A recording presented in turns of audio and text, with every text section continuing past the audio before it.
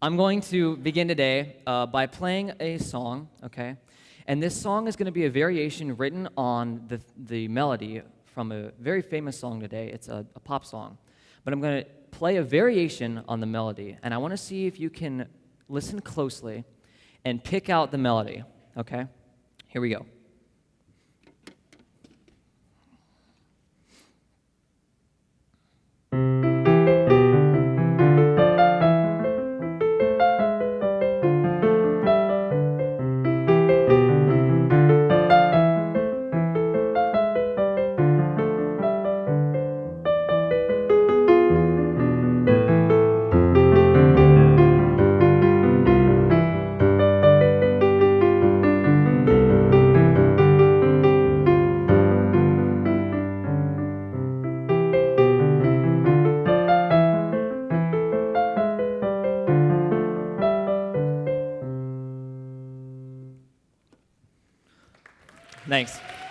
Thanks.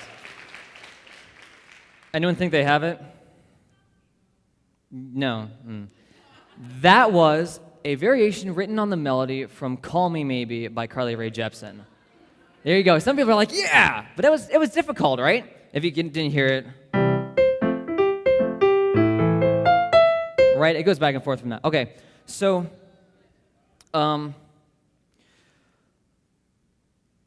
that was difficult to hear, right? It's in a completely different style, and so our ears have a hard time picking up on the melody of it. But here's the thing I'm noticing. Our generation, for some reason, has a harder time picking up on melodic themes and elements of music than it does recognizing a sound or kind of an image of a song, okay? And I want to figure out why that is. And here's a point to make. There has been a shift in the music industry over the past 50 years, this big shift. And basically, the music industry has moved its focus from making music to making money. So let's talk about that. Going back in time, we're going to go back to 1960 at a record company named Motown.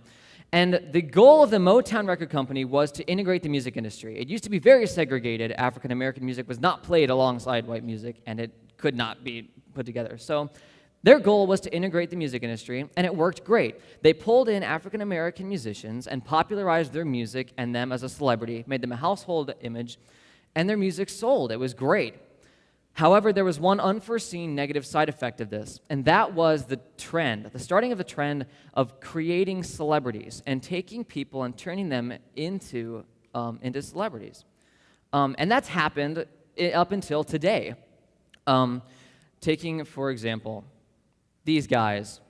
Oh my gosh. Okay, this is, in case you don't know, One Direction, a very famous pop group that's out there today. This is a frame from their music video for their hit song, What Makes You Beautiful. They're prancing around in khaki pants in the ocean. So their song, What Makes You Beautiful, when it released, it reached top of charts all around the world. And that was incredible. It was amazing how much of an impact this had on the musical world, and everyone was listening to it. So how did this happen? How does one song become so popular? Well, let's take a look at the music, okay? I want to see, you all recognize those five guys, right? Let's see if you can recognize this man right here. He kind of looks like the captain from the new Star Trek movie, or almost a mugshot of a criminal. He's not. In fact, this is Rami, and he is a Swedish singer-songwriter, and he, along with two other guys, wrote the words and the music for the song What Makes You Beautiful. One Direction didn't write it at all. What they did is they came into the studio and recorded the song with them singing. That was it. So I was curious about this. We have bands and musicians, and they don't even write their own music to share with the world. Isn't that what music is about, is having creative expression and using music as a tool to communicate? So why in the world do we have bands that don't write their own music, and the music is supplied by other guys? So I took a deeper look into Rami, and after doing some research, I found out that he wrote all the words and music for all of these songs by all of these different artists, all of them pop artists, people like the Backstreet Boys, Britney Spears, Celine Dion, Bon Jovi, Nicki Minaj, One Direction, and Tyle Cruz. One guy doing all of that stuff. Going on to the next composer, this guy is named Carl.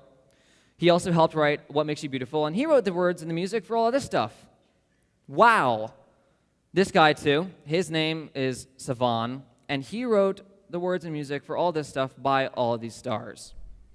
Adam Lambert, Celine Dion, Justin Bieber, Britney Spears, Christina Aguilera, Usher, Maroon 5, Vanessa Hudgens, and One Direction. That's incredible. And there were more stars, but I stopped here because I got a little crazy on the text direction. So here's something to ask. We have all of these people whose music is so popular and spread around, but it's the same guys writing all of the music in the pop genre. None of it's original by these people, so it can't be the music that's making it popular. Let's take a look. We can find the answer to what makes this music popular in this picture of a cartoon girl. Does anyone recognize her? Her name is 1D Cyberpunk, and she has a Twitter account, a website, and she is, in my opinion, one of the most brilliant marketing campaigns I have ever seen in my entire life. What she did was popularize One Direction really easily. Using social media, here's what happened. The premise was she stole One Direction's laptop, and One Direction was desperately trying to get it back from her. So she would create daily challenges and activities for fans to carry out, such as making paper dolls of the band members, dyeing their hair similarly to hers, or solving simple math equations to find the location of the laptop.